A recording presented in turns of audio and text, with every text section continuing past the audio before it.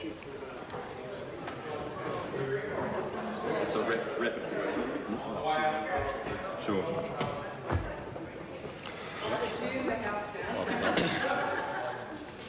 I declare the House in committee for further consideration of the infrastructure bill.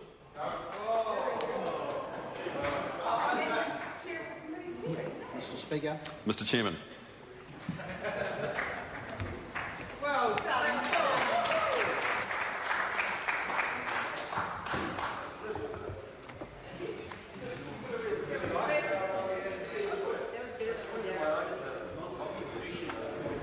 Members, the House and Committee for further consideration of the infrastructure bill.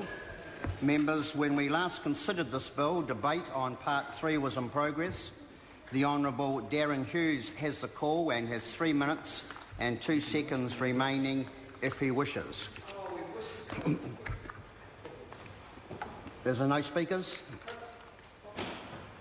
I call Carol Beaumont. Thank you very much, Mr. Chair. Just speaking to Part 3 of the infrastructure bill, which of course is on the Railways, New Zealand Railways Corporation Act 1981. And this is an area which was relatively uncontroversial in the Select Committee. In fact, I'm not sure we had terribly much by way of submission on this area. Essentially, what this bit does is it basically seeks to amend the Act to remove some of the statutory restrictions that negatively affect the running of New Zealand Railway Corporation business.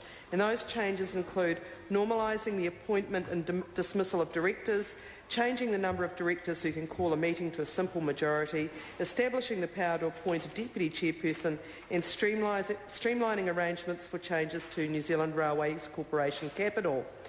It also removes the requirement to annually provide the Minister with a program of capital works, removes the limit on how much the Railways Corporation can expend in 1 year, and permits them to effect insurance cover for or give an indemnity to a director or employee. Effectively, those amendments are consistent with the equivalent provisions in the Crown Entities Act 2004.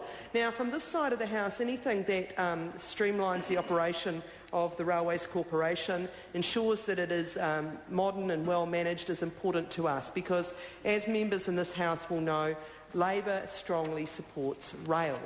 We brought back rail. We want to see more use of rail. Rail has got many advantages for our country. It is environmentally sustainable in comparison to roading.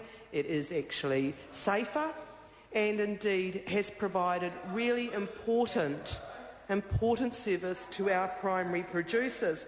Now, of course, it's interesting what's happening with the Railways Corporation, and it's, of course, we all are aware that a former Prime Minister, Jim Bolger, good man, who was not actually reappointed to his role as chair. What was that about? He obviously, and I have to give him, due respect for this, he obviously believes in railways. He believed in the role of the railway, Kiwi Rail, and of course that removing him has removed any impediment to the sale of Kiwi Rail in the second term of this national government, if they get one. Now, of course, we're worried about the sale of a whole lot of assets if the national government are returned in the next election, and I know that this will be a really important issue in the next election campaign. Certainly, across this side of the House, we will be doing everything we can to expose what is a clear agenda to start privatising in the second term if the government were to get one. And Kiwi Rail is right up there on the blocks. And that's why we believe that Jim Bolger was not reappointed, because he actually believed there was a future for Kiwi Rail as a publicly owned organisation. Now, why would the government also want to remove the requirement to annually provide the Minister with a program of capital works? What possible motivation could there be for that? Well, again, other than, from our perspective, hiding the real state of the asset and again preparing Kiwi Rail for sale. So we are very apprehensive about the future of Kiwi Rail, and it is terribly worrying to us that this government seems completely fixated on highways. And we had it today again in the House in relation to Stephen Joyce talking about highways, and he was saying once again that the reason there has to be so much investment on highways is that, and I think we were talking about the Auckland scenario, and it was the usual figure, I can't actually remember what it was, something like 85% of the transport movements are in fact by road. Well, you know, nobody would dispute that actual figure, but what gets me every time he's asked about these questions, he trots that out as if it's a given, as if that is something we cannot control. And change, exactly. We can do something about that. But the only way we can do something about that is investing in public transport, investing in rail, and ensuring that it's a viable option both for the movement of freight and for the movement of people. Now, we all know that the relative share between public transport and roading has changed under this government. It's changed from what was planned by the previous government, and that's a significant difference again between the parties. Over this side of the House, we believe in investing in public transport, and we investing in robust infrastructure. Thank you.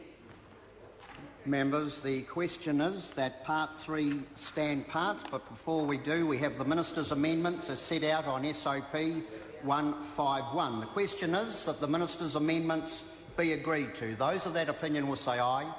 Contrary will say no. The ayes have it. The question now is that Part 3 is amended stand part. Those of that opinion will say aye. Contrary will say no. The ayes have it. Members, we come to Part 4. The question is that Part 4, debate on clauses 49 to 54, stand part. Moana Mackie. Thank you, Mr. Chair.